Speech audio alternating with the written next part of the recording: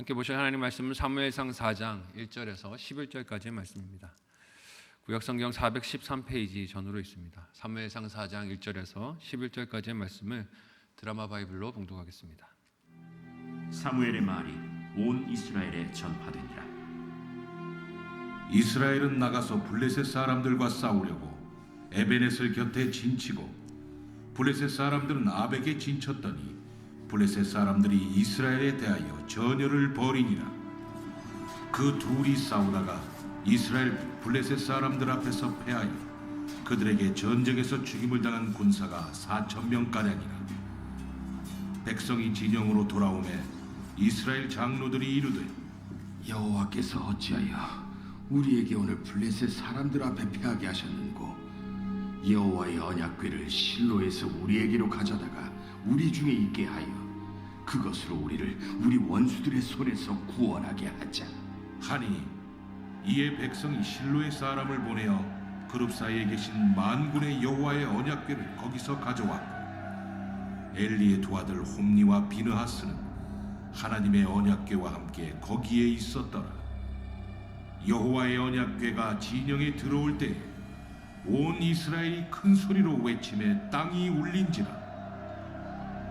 블레셋 사람이 그 외치는 소리를 듣고 이르되, 히브리 진영에서 큰 소리로 외치면 어찌 됨이냐 하다가 여호와의 궤가 진영에 들어온 줄을 깨달은지라.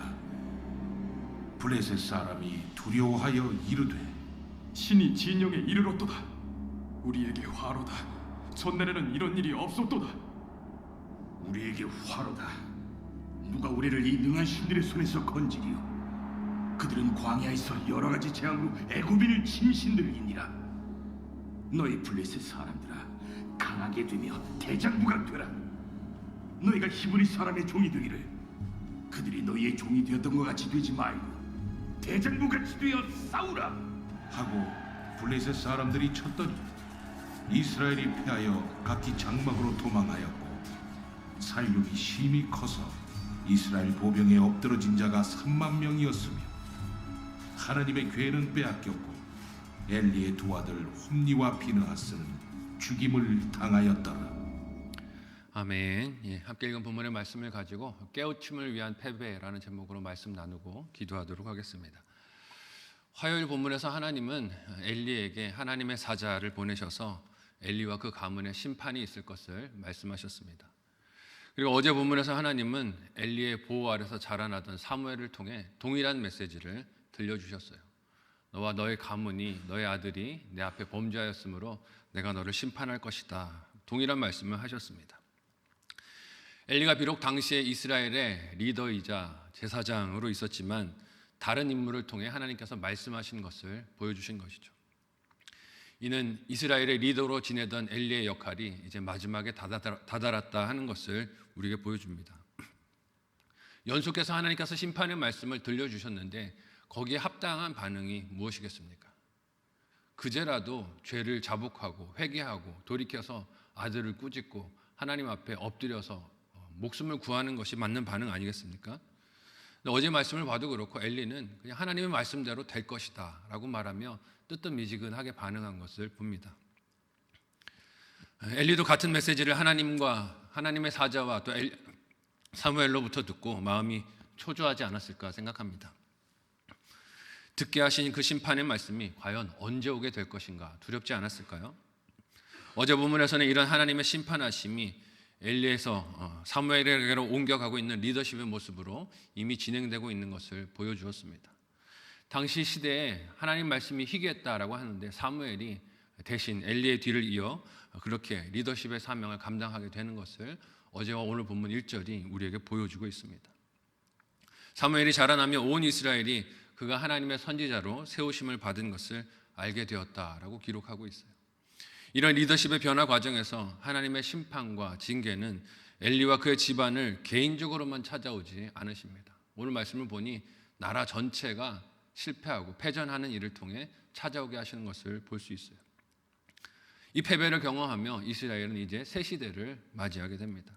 그 패배는 이스라엘 백성이 하나님을 자신의 목적을 위한 도구처럼 여겼던 생각을 깨트리시는 징계 그리고 가르침이 되는 것을 봅니다. 이를 통해서 우리도 하나님을 나의 욕심이나 야망을 위한 도구처럼 여기고 착각하고 있었던 것은 아닌지 돌아볼 필요가 있을 것입니다. 사무엘상 3장 2절에서 엘리는 나이가 많아 눈이 어두웠다라고 했는데 이것은 단지 그의 육신의 눈이 어두웠다는 뜻은 아닐 것입니다.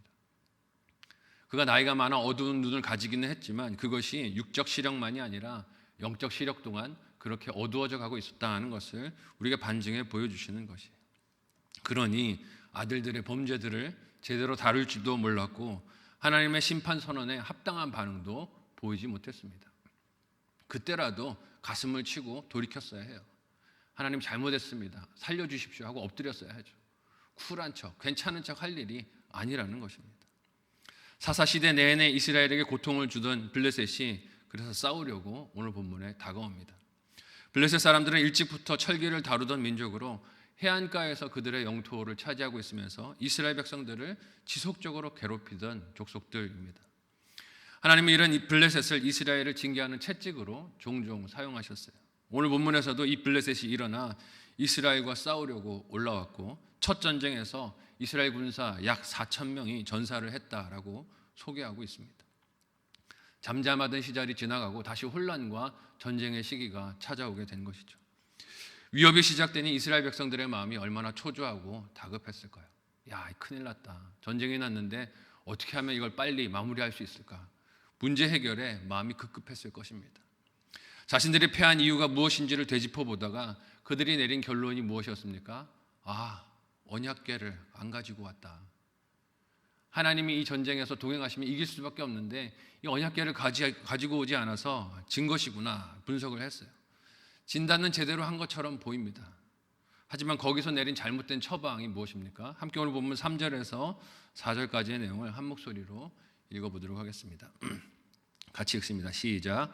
백성이 진영으로 돌아오매 이스라엘 장로들이 이르되 여호와께서 어찌하여 우리에게 오늘 블레셋 사람 앞에서 패하게 하셨는고 여호와의 언약궤를 실로에서 우리에게로 가져다가 우리 중에 있게 하여 그것으로 우리를 우리 원수들의 손에서 구원하게 하자 하니 이에 백성이 실로에 사람을 보내어 그룹 사이에 계신 만군의 여호와의 언약궤를 거기서 가져왔고 엘리의 두 아들 홈니와 비느하스는 하나님의 언약궤와 함께 거기에 있었더라. 아멘. 패전을 당해서 군사들이 진영으로 돌아오자 이스라엘 장로들이 탄식했습니다. 어째서 우리가 질 수 있는가? 어째서 우리가 패배했는가? 탄식을 해요. 그 패전이 단지 힘이나 무기의 유무가 아니라 하나님께서 싸워주시지 않은 문제로 그들이 여겼습니다. 그런데 하나님과의 동행을 언약궤를 가져와 군대 안에, 진영 안에 그 언약궤를 두는 것으로 할 수 있다라고 그들이 여겼어요. 그것이 블레셋을 이길 힘이 될 것이다 라고 생각한 것입니다. 이스라엘 백성들은 하나님의 언약궤가 자신들의 진영에 들어오면 하나님을 그들의 전쟁에 끌어들일 수 있으리라 라고 믿었습니다. 가나안 정복 시대에 이스라엘의 행진 가장 대열 선두에 계셨던 것이 하나님의 언약궤이니 이 전쟁에도 하나님의 언약궤가 오시면 당연히 이길 것이다 라고 생각을 한 것이죠. 그렇게 해석할 수도 있다는 생각이 듭니다. 하지만 이들이 언약궤를 가져오는 결론을 내리면서 하는 착각이 무엇입니까? 자신들이 언약궤를 옮겨오는 것으로 하나님도 옮겨올 수 있다라고 여긴 것이에요. 근데 사실 광야 시대나 과거 정복 시대에 언약궤가 어떤 원리로 움직였습니까? 하나님이 먼저 가시면 이스라엘 백성이 그 뒤에서 따르는 것이었어요. 자기들 생각대로 하나님은 움직인 것이 아니라 하나님이 먼저 가시면 따라가면서 이룬 전쟁이고 승리였습니다. 그런데 이 일을 지금 사람이 앞서서 하나님을 끌어들여서 할 수 있다라고 여기고 있는 것이죠. 이 일을 시행하게 될 엘리의 아들들이 이미 앞선 예언에서 하나님에 의해 심판 선언을 받았는데 이스라엘 백성들은 이것을 알지 못합니다. 이런 하나님에 대한 생각, 언약궤를 이용하려는 마음은 하나님의 성품과 뜻에 맞지 않는 것이죠. 하나님은 모르는 선택인 것입니다. 하나님은 천지에 충만하시고 사람에게 이용당하시지 않는 분이신데 이스라엘 백성들은 이걸 모르고 있는 것이죠. 이스라엘 백성들의 기대와 같이 언약궤로 인해 승리를 할 수도 있었겠지만 하나님은 엘리의 패역한 두 아들들이 그런 영광을 맛보고 누리게 두실 수는 없으셨을 것입니다. 이런 하나님을 알지 못한 엘리의 아들들 그리고 이스라엘 백성들 그리고 블레셋 사람들은 언약궤가 진영에 들어왔을 때 어떻게 반응했다고 오늘 본문이 기록합니까? 함께 5절에서 9절까지의 내용을 한 목소리로 읽어보도록 하겠습니다. 같이 읽습니다. 시작. 여호와의 언약궤가 진영에 들어올 때 온 이스라엘이 큰 소리로 외치매 땅이 울린지라. 블레셋 사람이 그 외치는 소리를 듣고 이르되 히브리 진영에서 큰 소리로 외침은 어찌 됨이냐 하다가 여호와의 궤가 진영에 들어온 줄을 깨달은지라. 블레셋 사람이 두려워하여 이르되 신이 진영에 이르렀도다 하고 또 이르되 우리에게 화로다. 전날에는 이런 일이 없었도다. 우리에게 화로다. 누가 우리를 이 능한 신들의 손에서 건지리요. 그들은 광야에서 여러 가지 재앙으로 애굽인을 친 신들이니라. 너희 블레셋 사람들아 강하게 되며 대장부가 되라. 너희가 히브리 사람의 종이 되기를 그들이 너희의 종이 되었던 것 같이 되지 말고 대장부 같이 되어 싸우라 하고. 아멘. 하나님의 말씀을 제대로 알지 못하고 하나님을 알지 못하니 언약궤가 이스라엘 백성들의 진영에 들어왔을 때 이스라엘은 사기충천했습니다. 하나님 오셨다는 것이죠. 언약궤가 들어오니 하나님이 오셔서 이 전쟁은 이길 수밖에 없다라는 착각을 합니다. 그러나 그 함성은 하나님을 향한 함성, 찬양이 아닙니다. 잘 분별해야 하는 것이죠. 목소리가 크다고 하나님의 영광 받으시는 것이 아니라는 것입니다. 자기 뜻이 이루어지고 문제가 해결될 것을 기대한 외침인 것을 우리가 주의해서 봐야 합니다. 하나님 때문에 소리 지르는 게 아니에요. 아, 이기게 됐구나. 내 문제가 해결되게 됐구나. 이제는 고생 끝이구나를 외치는 함성이었습니다. 그러니 아무리 큰 소리가 나고 땅이 울려도 하나님의 뜻은 아닙니다.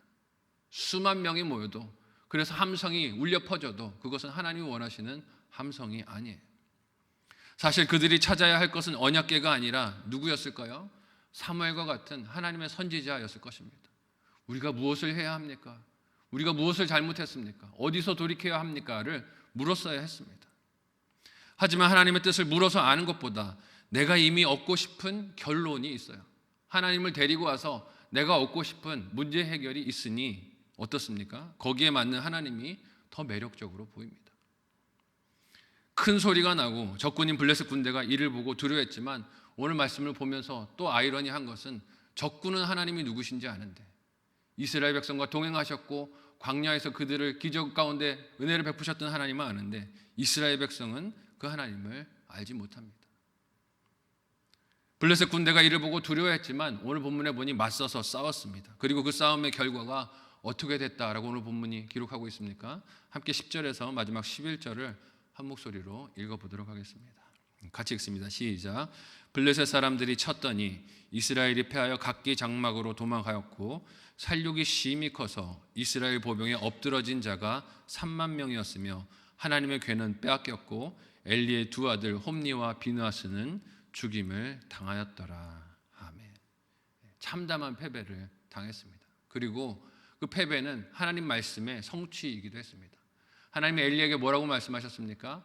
너의 그 사랑하는 아들, 나보다 더 귀중히 여기는 그 아들들이 한날에 죽으리라 말씀하셨는데 그 말씀이 약속대로 실현된 전쟁이 되었음을 봅니다. 이스라엘 군사 3만이 죽고 언약궤는 빼앗겼고 엘리의 아들들은 하나님의 경고대로 그렇게 죽었습니다. 하나님께서 이런 결과를 이스라엘 백성들로 경험하게 하신 이유가 무엇일까요? 이스라엘 백성들의 관심은 하나님이 아니었어요. 어디에 있었습니까? 전쟁 승리에 있었습니다. 언약궤를 가져와서 내 목적을 이루는 것에 관심이 있었어요. 승리를 위해서 생각해낼 수 있는 여러 가지 방법들 중에 하나가 무엇이었습니까? 언약궤였어요. 하나님이 유일한 선택이 아니었습니다. 전쟁을 이길 수 있는 여러 방법 중에 무엇이 좋을까를 생각하다 머릿속에 들어온 방법이 언약궤를 가지고 오면 이길 수 있겠다는 것이었어요. 하나님과 인격적인 관계가 있었기 때문이 아닙니다. 하나님을 신뢰했기 때문인 것도 아니에요. 자기 뜻을 이루기 위해서 하나님의 언약궤를 마치 부적과 같이 사용한 것입니다. 엘리의 아들들은 하나님을 몰랐기에 어떻게 했습니까? 이런 죄를 분별하지 못했어요. 그래서 시키는 대로 언약궤를 들고 전쟁터로 나아간 것입니다. 그런 전쟁에서 이스라엘이 승리한다면 여러분 그것이 축복일까요? 거기서 성공하면 그것이 축복일까요? 저주일 것입니다. 잘못된 믿음을 가진 것이 참된 것이라고 여기고 평생을 망할 길로 달리지 않겠습니까? 그러니 하나님은 어떻게 하십니까? 패배를 사용해서라도 그 백성이 바른 하나님을 알도록 깨우치도록 그의 온 삶을 통하여 하나님이 어떤 분이신지를 깨달을 수 있도록 가르침을 주고 계시는 것입니다. 오늘 하나님을 향한 나의 믿음은 어떻습니까? 혹시 문제 해결을 위해서 이스라엘 백성처럼 이용하려고 하는 하나님은 아닙니까? 하나님과의 인격적인 관계보다 내 문제 해결만을 부르짖으면서 하나님 이 문제 해결해 달라고 이리저리로 끌고 다니려고 하는 하나님은 아닌지 돌아볼 수 있었으면 좋겠습니다. 하나님이 이끄시는 대로 순종하여 가고 있습니까? 아니면 하나님을 내 목적과 수단을 위해서 이리저리 끌고 다니려고 하고 있습니까? 오늘 말씀을 통해 사랑의 관계로 초청하신 하나님의 음성에 귀를 기울이고 하나님의 뜻대로 순종할 수 있는 저와 여러분 모두가 되시기를 예수님의 이름으로 간절히 소원하고 축복합니다. 아멘. 오늘 말씀을 생각